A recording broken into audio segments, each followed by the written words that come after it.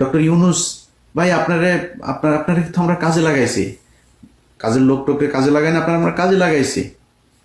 আপনার মতো এগুলি বাংলাদেশের জন্য জীবনে কোনোদিন কোনো কাজে আসেন নাই। আপনার কেন কাজে লাগাইছে জানেন? খালি ওই যে ধর্মীয় গুটি খেলে না আওয়ামী লীগ, এই কারণেই কয়েক মাস আপনার দরকার ছিল।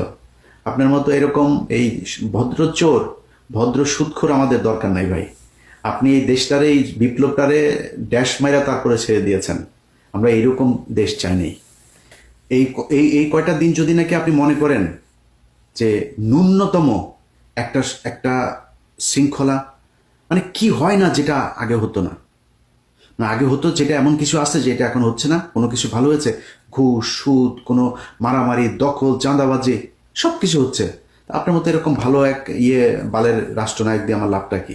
আপনি কি আপনি গত এগুলোর ব্যবস্থা আপনার চোখের সামনে চুরি করে আপনি কিছুই বোঝেন না। সব বুড়া মুড়া এগুলি খাটাসগুলি ধরছেন, জীবনে কোনোদিন নামও জানি না। এই দেশের এই 15 বছরে তার অবদান কি? আপনি সরানো না তাদেরকে। আপনি এই জন্য এসছেন এখানে।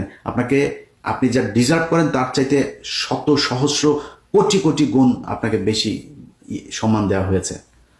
আপনি আমার ক্ষমতায় আসেন দেখে আপনার চ্যাটের ভালো হয়ে গেছেন, আপনার কিছু আপনার তো মিয়া কামলার মতো কামে লাগাইছে। আমরা আপনার এখানে থাকলে, আপনার মতো এরকম একটা সুদখোর যদি থাকে, তাহলে ইন্টারন্যাশনালি তারা আমাদের কিছু বলবেন, এই জন্য কামে লাগিয়েছে আপনার। আপনি দেশের জন্য জীবনে কোনদিন কিছু করছেন নাকি? আপনি ওইখানকার ঘুরেন, খালি সারা দুনিয়ায় গার্লফ্রেন্ড আর মদ নিয়ে ঘুরেন, দেশের কোনো কাজ করছেন? আপনি জীবনে কোনোদিন আজ পর্যন্ত কাজ করেছেন? কোনো কিছু করেন নাই। এখন সুযোগ পেয়েছেন, লুটপাট করে খাচ্ছেন। আপনার ওই যে ভাতিজা ভতিজা যা আছে সব চিনিত রে ভাই। হ্যাঁ, আপনার এক অপূর্ব থাকতে পারে না মানুষ, এর কাছ থেকে নেয়, ওর কাছ থেকে নেয়, এমন বিশাল বড় এক নেতা হয়ে গিয়েছে।